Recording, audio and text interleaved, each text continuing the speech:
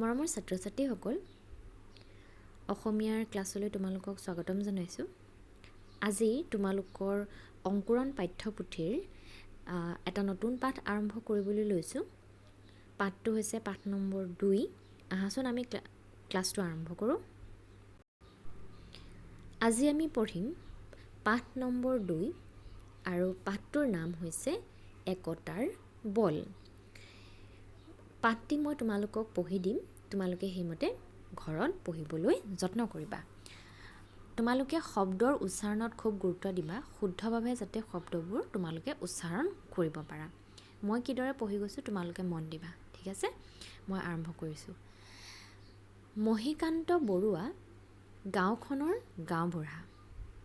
তেওঁ গাঁওখনৰ মানুহক মিলাপ্ৰীতিৰে থাকিবলৈ সময়ে সময়ে উপদেশ দিয়ে, কিন্তু তেওঁৰ নাতি-নাতিনীয়েকহঁতৰ মাজত মিলাপ্ৰীতি নাই। নাতি-নাতিনীয়েকহঁতৰ মাজত মিলাপ্ৰীতি নোহোৱা দেখি মহীকান্তৰ মহা চিন্তা। এনে অৱস্থাত এদিন জহকালি সন্ধিয়া ককাক মহীকান্তই সিহঁতক কাষলৈ মাতি আনি ক'লে, আজি মই তোমালোকক এটা মজাৰ সাধু কথা ক'ম। সাধু ক'ব বুলি কোৱাৰ লগে লগে সিহঁতে ককাকৰ কাষত জুম বান্ধিলে। ককাকে আৰম্ভ কৰিলে। এখন গাঁৱত এজন খেতিয়ক আছিল। খেতিয়কজনৰ 4জন পুতেক। পুতেককেইজনৰ মাজত একেবাৰেই মিলাপ্ৰীতি নাছিল। দেউতাকে সৰুৰে পৰা তেওঁলোকক নানান মূল্যৱান উপদেশ দি আহিছিল, কিন্তু দেউতাকৰ উপদেশলৈ পুতেকহঁতে কাণসাৰেই কৰা নাছিল। দেউতাকে বহু কষ্টেৰে খেতি-বাতি কৰি পৰিয়ালটো পোহপাল দিছিল। পুতেকহঁতে কিন্তু দেউতাকক কোনো ধৰণৰ সহায় কৰা নাছিল। খেতিয়কজন ক্ৰমে বুঢ়া হৈ আহিল। পুতেকহঁতৰ স্বভাৱ দেখি চিন্তাত তেওঁৰ টোপনি নহা হ'ল। তেওঁ ভাবিলে, এনেদৰে থাকিলে পুতেকহঁত ভৱিষ্যতে বিপদত পৰিব। তাকে ভাবি তেওঁ ল'ৰাহঁতক কথাই কামে বুজাবলৈ এটা বুদ্ধি পাঙিলে। এদিন তেওঁ পুতেকহঁতক কেইডালমান ইকৰাৰ কাঠি আনিবলৈ ক'লে। দেউতাকৰ কথামতে পুতেকহঁতে ইকৰাৰ কাঠি কেইডালমান আনিলে। তেতিয়া দেউতাকে প্ৰত্যেককে একোডালকৈ কাঠি ভাঙিবলৈ দিলে। চাৰিওজনে সেই কাঠি অনায়াসে ভাঙিলে। এইবাৰ দেউতাকে কাঠিবোৰ মুঠা বান্ধি পুতেকহঁতক এজন এজনকৈ ভাঙিবলৈ দিলে। দেউতাকে প্ৰত্যেককে মুঠাটো ভাঙিবলৈ চেষ্টা কৰিলে। মোৰ অকণমান ভুল হ'ল। তেওঁলোকে প্ৰত্যেকেই মুঠাটো ভাঙিবলৈ চেষ্টা কৰিলে, কিন্তু বহু চেষ্টাৰ মূৰতো কোনো এজনেও কাঠিৰ মুঠাটো ভাঙিব নোৱাৰিলে। তেতিয়া দেউতাকে চাৰিওজন পুতেকক কাষলৈ মাতি আনি ক'লে, এতিয়া বুজিলানে বোপাহঁত? তোমালোকে আটায়ে একোডালকৈ কাঠি দিওঁতে সহজে ভাঙিব পাৰিলা, কিন্তু গোটেইকেইডাল কাঠি মুঠা বান্ধি দিওঁতে ভঙাত সফল হ'ব নোৱাৰিলা। ঠিক তেনেদৰে একেলগে মিলাপ্ৰীতিৰে চলিলে কোনেও তোমালোকক একো হানি-বিঘিনি ঘটাব নোৱাৰে।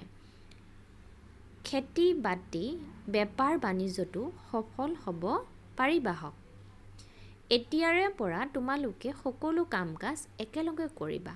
প্ৰত্যেকেই ঘৰৰ প্ৰতিজন সদস্যৰ দিহা পৰামৰ্শ লৈ কাম-কাজ কৰিলে সফল নোহোৱাৰ কাৰণ নাই।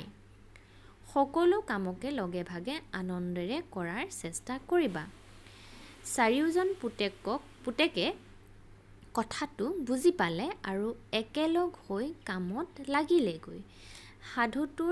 সাধুটো শেষ কৰি ককাকে ক'লে, এতিয়া বুজিলানে?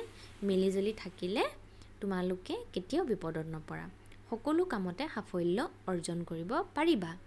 এতিয়া যোৱা হওক, ফলিপুথি লোৱাগৈ। ছাত্ৰ-ছাত্ৰীসকল, ইয়াতে আমাৰ পাঠটো সমাপ্ত হৈছে। এতিয়া পাঠটো পঢ়ি যাওঁতে নিশ্চয় তোমালোকে বুজিব পাৰিছা, তথাপি থুলমূলকৈ মই অকণমান তোমালোকক কৈ দিওঁ। একতাৰ বল, একতা অৰ্থাৎ লগে ভাগে থকা, মিলিজুলি থকা, একতাৰ বল। একেলগে থাকিলে কি হয়, আমি আমাৰ বল হয় বুলি ক'ব পাৰোঁ। বা কি, কথাটো এনেকুৱা ধৰণৰ যে আমি যেতিয়া একেলগে কাম এটা কৰোঁ সেইটো সহজে কৰিব পাৰোঁ, আৰু অকলে কৰিলে সেইটো কৰিব নোৱাৰোঁ। এতিয়া ধৰি লোৱা ডাঙৰ এটা শিল বা পাথৰ তোমালোকক আঁতৰাবলৈ দিছে। অকল এজনে কৰিলে সেইটো নোৱাৰিবা, বহুত ডাঙৰ। তোমালোকে ধৰি লোৱা তোমাৰ নিজৰ ওজনতকৈও বেছি, তেতিয়া সেইটো তুমি ঠেলিব পাৰিবা জানো? নোৱাৰিবা। কিন্তু তোমাৰ লগত তোমাৰ ফ্ৰেণ্ডবিলাক, তোমাৰ বন্ধুবিলাক যদি 10জন 12জন আহি যায়, 20জন আহি যায়, তেতিয়াতো তুমি সহজে পাৰিবা, নহয় জানো? তো গতিকে অকলে নোৱাৰিছিলা, কিন্তু লগে ভাগে বহুত একেলগে হওঁতে পাৰিলা। তো তাকে আমি একতাৰ বল বুলি কওঁ। এতিয়া গল্পটোতনো কি কৈছে সেইটো চাওঁ আহাচোন। গাঁৱত গাঁওবুঢ়া থাকে, নহয় জানো, যোনে গাঁওখন পৰিচালনা কৰে। তো তেনে এজন ব্যক্তি হ'ল মহীকান্ত বৰুৱা। আৰু তেওঁ কি কৰে, গাঁৱৰ মানুহবিলাকক মিলা প্ৰীতিৰে, অৰ্থাৎ মিলিজুলি থাকিবলৈ উপদেশ দিয়ে, কয় আৰু যে তোমালোকে মিলিজুলি থাকিবা। কিন্তু কথা হ'ল যে তেওঁৰ তেওঁ ঘৰত এই ছবিখনত দেখিছা, তেওঁৰ নাতি নাতিনীকেইটা, সিহঁতৰ মাজতে কিন্তু মিলা প্ৰীতি নাই। তাৰমানে একদম কাজিয়া পেচাল লাগি থাকে, সিহঁতৰ ইজনে সিজনৰ প্ৰতি মৰম নাই। তাকে দেখি মহীকান্তৰ বৰ চিন্তা হ'ল, গতিকে তাৰ বিষয়ে ল'ৰা ছোৱালীকেইটাক বুজাবৰ কাৰণে তেওঁ কি কৰিলে, তেওঁলোকক এটা সাধু ক'লে। সাধুটোত কি হৈছে আকৌ, যে এখন গাঁৱত এজন খেতিয়ক আছিল। খেতিয়কজনৰ আকৌ 4টা ল'ৰা আছিল, আৰু সেই ল'ৰাকেইটাৰ মাজতো কিন্তু মিলা প্ৰীতি নাছিল। দেউতাকে ল'ৰা ছোৱালীকেইটাক কি কৰিছিলে, যে মাজে সময়ে বিভিন্ন ধৰণৰ উপদেশ দিছিলে, যে তোমালোকে মিলিজুলি থাকিব লাগে, একেলগে খেতি বাতি কৰিব লাগে, এনেকুৱা ধৰণৰ কথাবিলাক কৈছিল। কিন্তু পুতেকহঁতে সেইবিলাক ক'লৈ কাণসাৰ দিয়া নাছিল। অৰ্থাৎ কাণসাৰ দিয়া নাছিল মানে কি, যে যি ক'লেও শুনা নাছিল, কথাষাৰ মন দিয়া নাছিল। তাৰপিছত কি হ'ল, দেউতাকে কি কৰিছিলে, বহু কষ্টৰে পৰিয়ালটো পোহপাল দিছিলে, পৰিয়ালটো চলাইছিলে। পোহপাল দিয়া মানে কি, পৰিয়ালটো চলাইছিলে। কাৰণ পৰিয়ালটো পোহপাল দিয়া মানে কি, আমি খাবলৈ জীয়াই থাকিব লাগিব, পিন্ধিবলৈ কাপোৰ কানি, টকা পইচা এইবিলাক লাগিব, হয় নাই? গতিকে গোটেইখিনি আৰ্জন কৰিবলৈ খেতিয়কজনে কি কৰিছিলে, খেতি বাতি কৰিছিলে, আৰু খেতি বাতিৰ পৰাই সকলোবিলাক আৰ্জন কৰিছিলে। এতিয়া কি হ'ল, এতিয়া লাহে লাহে খেতিয়কজন বুঢ়া হৈ আহিল, কিন্তু পুতেকহঁতৰ স্বভাৱবোৰ একেই। গতিকে তাকে দেখি কি হ'ল, বাপেকটো বৰ চিন্তাত পৰিল, আৰু ভাবিলে যে এনেকৈ থাকিলেতো নহ'ব, ভৱিষ্যতে কি হ'ব পাৰে, ল'ৰা ছোৱালীকেইটাৰ দিগদাৰ হ'ব পাৰে। তো গতিকে তেওঁ কি কৰিলে, এটা বুদ্ধি কৰিলে। তেওঁ কি কৰিলে, পুতেকহঁতক ইকৰা আনিবলৈ ক'লে। ইকৰা চিনি পোৱানে? ধৰি লোৱা বাঁহৰ, ইকৰাটো বেলেগ ধৰণৰ বস্তু অকণমান, বা তোমালোকে এনেদৰে বুজি থোৱা যে কেইডালমান লাঠি আনিবলৈ ক'লে। লাঠি অনাৰ পিছত কি হ'ল, প্ৰথমে দেউতাকে কি ক'লে, যে তোমালোকে এই ইকৰাবোৰ এডাল এডালকৈ ভাঙা। এডাল এডালকৈ ভাঙিবলৈ দিয়াত চাৰিওজনে এডাল এডালকৈ খুব সহজে, অনায়াসে, মানে কি সহজে, ইমান টান নহয় আৰু, পটককৈ ভাঙি দিলে। তো অনায়াসে ভাঙি পেলালে। অনায়াসে মানে কি বুজি পালা, সহজে ভাঙি পেলালে। এতিয়া দেউতাকে কি কৰিলে, কাঠিবিলাক বান্ধি দিলে, যিমান কাঠি আছিলে এসোপামান বান্ধি দিলে। বন্ধাৰ পাছত কি কৰিলে, তেওঁ ল'ৰা 4টাক মাতি পিনি ক'লে, তোমালোকে এতিয়া ভাঙা। এতিয়া ইকৰাবোৰ বান্ধি দিয়াত মুঠাটো শকত হৈ গ'ল। শকত হোৱাৰ পাছত কিন্তু এই চাৰিওজনৰ পুতেকে কি কৰিলে, কোনেও সেই মুঠাটো বান্ধিব নোৱাৰিলে। এনেকৈ ধৰি লোৱা ডাঙৰ মুঠা এটা বান্ধি দিলে গোটেই লাঠিৰে, গতিকে মুঠাটো ডাঙৰ হৈ গ'ল, গতিকে তেওঁলোকে কোনেও ভাঙিব নোৱাৰিলে। তেতিয়া দেউতাকে তেওঁলোকক মাতি আনি ক'লে, যে বোপাহঁত, এতিয়া বুজিলানে, যে কাঠিডাল এডাল হৈ থাকোঁতে এডাল কাঠি আমি খুব সহজে ভাঙি দিব পাৰোঁ, কিন্তু এই কাঠিডালৰ লগত যদি আমি কেইবাডালো লগাই দিওঁ, এইদৰে কেইবাডালো জুম বান্ধি লগাই দিওঁ, তেতিয়া আকৌ কি হ'ল, যে বান্ধিব নোৱাৰিলে। গতিকে এই কথাটোৱে কি বুজাইছে, যে এডাল হৈ থাকোঁতে সহজে ভাঙিব পাৰিলে, কিন্তু বান্ধি দিওঁতে বান্ধিব নোৱাৰিলা। গতিকে কথাটো এনেধৰণৰ, যে যদি আমি অকলশৰীয়াকৈ থাকোঁ, যে মিলা প্ৰীতিৰে চলিলে আমাক কোনেও হানি বিঘিনি ঘটাব নোৱাৰে। আৰু বেপাৰ বাণিজ্যতো আমি সফল হ'ব পাৰোঁ। একেলগে কাম কাজ কৰিলে সফল সহজেই হ'ব পাৰি।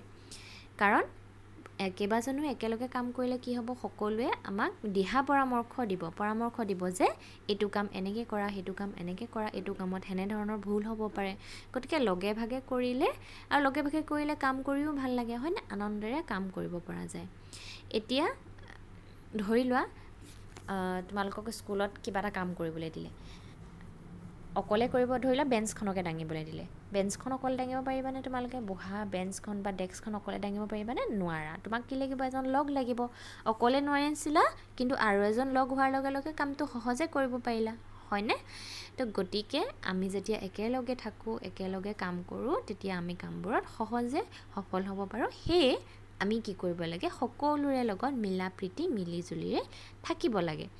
আৰু এইদৰে এই কথাখিনি শুনাৰ পাছত এই খেতিয়কজনৰ চাৰিওজন পুতেকে কথাটো বুজি পালে আৰু একেলগে কামত লাগিলেগৈ, একেলগে কাম কৰিবলৈ আৰম্ভ কৰিলে। বুজি পালা? আৰু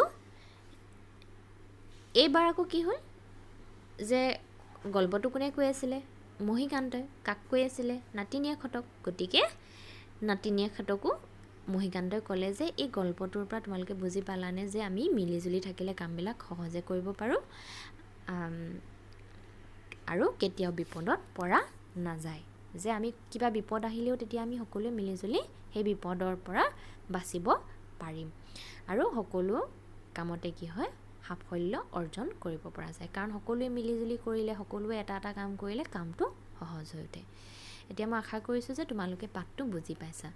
যদি ইয়াত তোমালোকে কিবা কঠিন শব্দ বিচাৰি পোৱা বা কোনোবা এটা শব্দৰ অৰ্থ যদি তোমালোকে বুজি নোপোৱা, তেতিয়াহ'লে মোক জনাবা। আৰু তোমালোকৰ কাম হ'ব যে তোমালোকে পাঠটো ভালদৰে শুদ্ধ উচ্চাৰণে পঢ়িবলৈ যত্ন কৰিবা। ঠিক আছে?